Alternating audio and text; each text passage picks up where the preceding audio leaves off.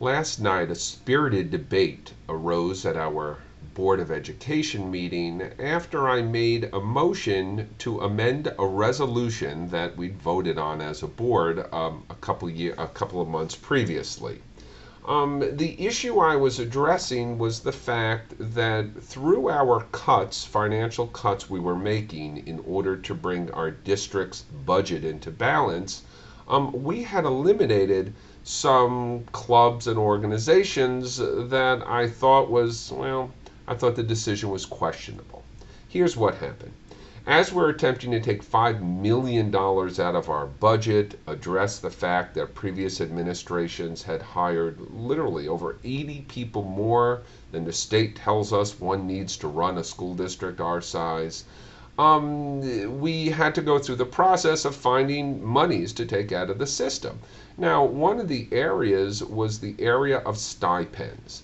Now, you'd be surprised to realize that we are spending in excess of $600,000 a year paying teachers and staff additional money to come back after school and coach clubs, run organizations, all worthwhile things, well, most of them worthwhile things that impacted kids' educational environment. Well, what happens is the board makes a suggestion to eliminate 20 to 25% of this expenditure, and we believe you should just make these cuts across the board. Everyone needed to tighten their belt. We all got more money when things were good. Now things aren't so good. We need to tighten our belts a bit. Well, this went into a committee of a few representatives of our teachers union, a few of our administrators, and what came out was not an equal sharing of the pain. What came out was literally the elimination of a number of clubs and organizations in what appears to have been a desire to just hold the salary line for some of the athletic stipends we had in our system. Now, don't get me wrong. Athletics are a vital part of an educational process. They are the places where we really get to stress teamwork, character development, discipline.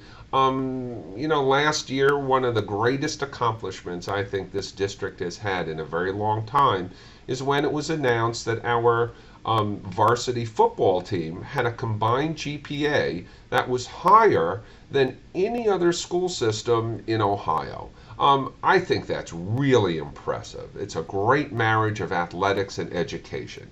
However, when the nice people wandered into, some committee meeting to talk about these stipend issues, what they did was literally eliminate a number of clubs, just threw them under the bus. Now, immediately phones started ringing, concerned parents and students started contacting board members. Now, and that alone is not enough to make you change your mind on a decision, because most of the decisions we make are going to make some people happy, are going to make others unhappy. However, what we eliminated were clubs and organizations that directly related to the kids in our school who actually were doing well. Kids with higher grade point averages, kids who are college bound. And what you'll find in most public systems, and this isn't uncommon, is the vast majority of the money we spend is really pushed towards the kids at the lowest end of the educational spectrum. We spend all our money at kids on risk, huge amounts of money on kids who are behind the curve trying to bring them up, but we seem to really do this at the expense in our district of the kids who actually are doing what it is we're asking them to do and are, moving forward. Now, if you remember last week in the paper, you saw all our board people singing the praises of our dream project, a plan, a brilliant little plan that is driving more college-bound kids out of our school system, going down, grabbing kids who might not have made it off to college and trying to give them a helping hand. As a matter of fact, we voted to spend an additional $10,000 to continue offsetting the cost of trying to put 20-something, 30 kids into college every year. Well, What I did was make a motion last night to put back $1,102 of the $5 million plan, $5 million budget reduction plan we're in the middle of, in order to save my language clubs, French and Spanish.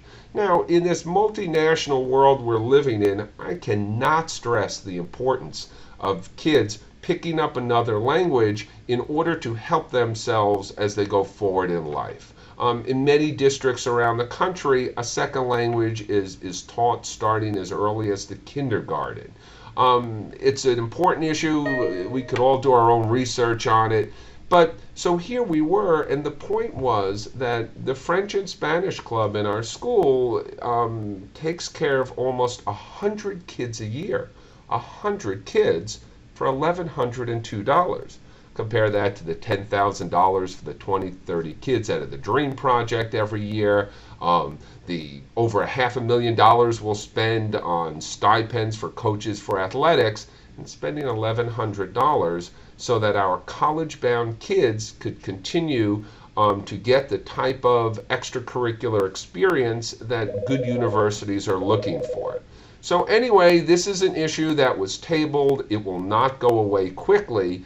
But again, what we need to stress is we're not just here to trim budgets. What we're here to do is try and raise the level of education in what is essentially the lowest, if not one of the lowest rated school systems in the entire county. So again, I need to push education. I'm going to continue fighting this fight. I'm sure there'll be more on this issue coming soon.